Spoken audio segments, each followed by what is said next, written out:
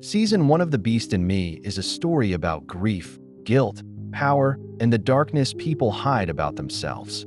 It is a mystery about a wealthy man and a missing boy. But underneath, it is a story about the monsters we create inside our minds.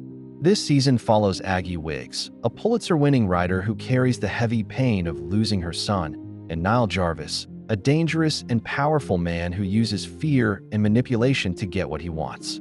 The show uses their battle to explore how guilt eats away at people, how revenge destroys lives, and how silence and denial can turn anyone into a shadow of themselves. Season 1 begins with Aggie living in a deep emotional fog. 4 years earlier, she lost her son, Cooper, in a car accident caused by a drunk driver named Teddy Finnick. After the accident, Aggie's life completely fell apart. She stopped writing, even though she had just won the Pulitzer Prize and had a big book deal waiting. Her relationship with Shelley, her wife, collapses. She ended up isolating herself from her community. She moved through life like someone holding her breath underwater. But the show makes it clear early on that Aggie's suffering is not only about Teddy. Her pain is also tied to something she has been running away from: the truth about the accident. On the outside, Aggie tells herself that she is the victim of Teddy's carelessness. She convinces herself that the whole tragedy is his fault. But deep down, she knows that is not the entire story. The real memory, the one she avoids, is that she turned around to scold her son while driving. That split second made the crash unavoidable. She knows this, but she refuses to face it because accepting it would break her completely. This becomes one of the season's main themes. The monster we fear the most is often the truth we refuse to face. Shelley, Aggie's partner, tries to move forward with life. She gets therapy, grows emotionally, and tries to heal. But Aggie cannot let go of the past. The grief becomes a wall between them. Shelley feels ignored, drained, and used. Their breakup doesn't come from one big fight. It comes from years of unspoken frustration. Aggie was talented, brilliant, and creative, but she also took Shelley for granted.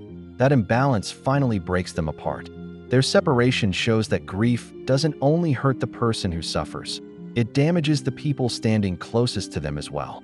Aggie's lonely life begins to change when Nile Jarvis, a powerful and wealthy businessman, moves into the house next door. Nile is charming on the outside, but everything about him feels slightly off. He demands things instead of asking. He pushes instead of respecting boundaries, and he behaves like someone who believes everyone owes him something. When Nile plans to build a jogging path through the woods, the whole neighborhood agrees, except Aggie. This moment sets off the chain of events that form the rest of the season. From the very beginning, Nile shows his true nature in small ways. The way he forces conversations, the way he demands Aggie meet him, and the way he snaps at strangers. Breaking a woman's phone in a restaurant becomes one of the first major hints. Aggie realizes that Nile's charm is only a thin layer covering something violent and unpredictable. Aggie's bitterness toward Teddy connects her and Nile in a dangerous way. When Nile learns who Teddy is and sees the anger in Aggie's eyes, he takes that as an invitation. The next day, Teddy disappears. His belongings are found at the beach, along with what looks like a suicide note.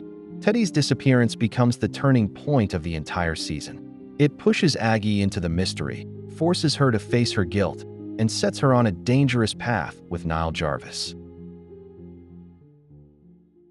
Aggie's suspicions grow stronger when an FBI agent named Brian Abbott knocks on her door late at night. His message is simple: stay away from Nile Jarvis. This moment is important because it shows that Nile's darkness isn't hidden. People know, and they fear him. Abbott had once been close to Nile's missing ex-wife, Madison. He never believed Madison killed herself. When Aggie comes to him with her fears, he listens. Aggie and Abbott form an alliance. Aggie decides to get close to Nile by offering to write his official biography. Nile agrees because he wants to control the story about himself, which is a reflection of the season's symbolism surrounding narratives, control, and public image. Meanwhile, Abbott breaks into Nile's house and finds the biggest discovery of the season: Teddy is alive. Nile has him locked in a secret location and is watching him through a live video feed. This changes everything. It proves that Nile is not just dangerous. He is calculating and enjoys holding people's lives in his hands. Abbott doesn't tell Aggie because he fears Nile will kill her. But his discovery costs him his life. When Nile figures out that Abbott has evidence and connects it to Aggie, he murders him. Because the truth is dangerous to powerful people and they want it buried. Midway through the season, the story shifts deeper into secrets involving Nile, his ex-wife Madison, and his powerful family. Through flashbacks and new evidence, we learn that the family has been hiding far more than a simple tragedy. Madison once tried to end her own life, and she wrote a note in her bird journal. Nile later stole that note and used it to fake her suicide. This is one of the season's strongest symbols. The words of a fragile woman were turned into a weapon by the man who controlled her life. We also learn about the money crisis in Nile's family, Madison's father secretly investing millions to save Nile, and how the family protected Nile at all costs because they depended on him. The show uses this to explore another theme: wealth protects the guilty. Everyone around Nile, his uncle, his father, and his employees, helps cover up crimes because they rely on him financially. This lets the show highlight how corruption grows when loyalty is more important than justice. The reveal that Madison had been working secretly with Agent Abbott adds tension and sadness. She tried to escape. She tried to do the right thing, and she tried to speak up. But Nile found out and murdered her before she could free herself. Once Nile figures out that Aggie has discovered the truth about Madison's real suicide note, he goes on the attack. He plants Teddy's body at Aggie's house, then calls the police. Suddenly, the whole town believes Aggie is a murderer.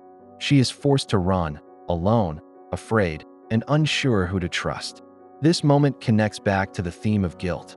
Aggie spent years hiding from her truth, and now she is being punished for a lie she did not commit.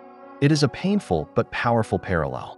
Aggie tries to get help from Erica, Abbott Sr. at the FBI.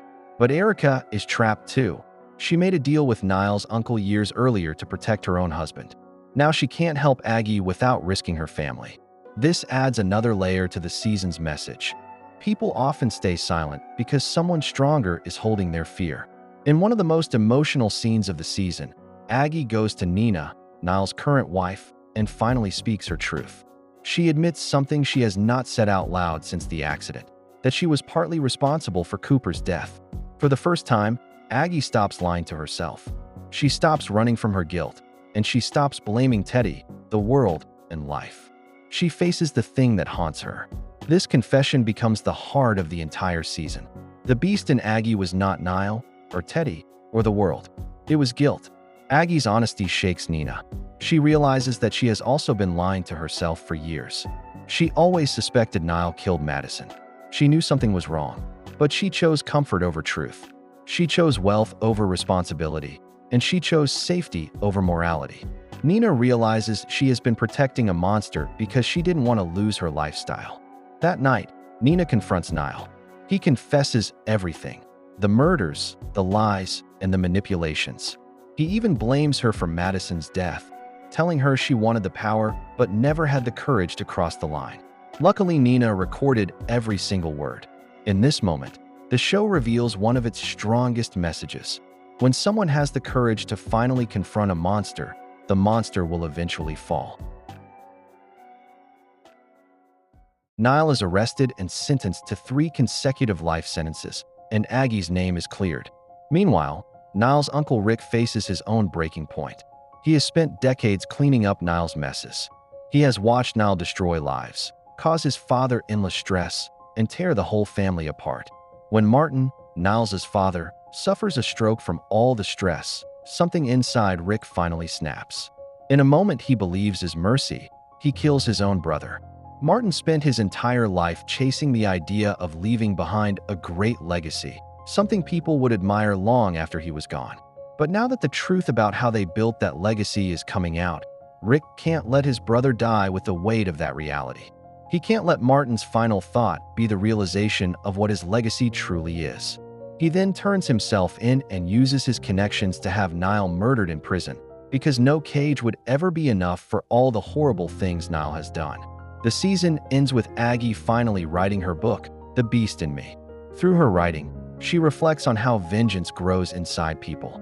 Nile acted on it. Nina let herself feed it, and Aggie let guilt transform into hatred. Everyone in this story carries a dark piece inside. a peace that can grow into something dangerous if left unhandled. Aggie ends the season by finally forgiving herself. She stops letting guilt control her. She stops letting anger define her, and she stops letting the past drown her. And in that moment, she becomes free. The show's title becomes clear. The Beast is not a villain or a monster. The Beast is the part of ourselves that we hide, the guilt, the fear, the rage, and the truth we refuse to face. Make sure to like and subscribe if you enjoyed this video, and I will see you in the next one.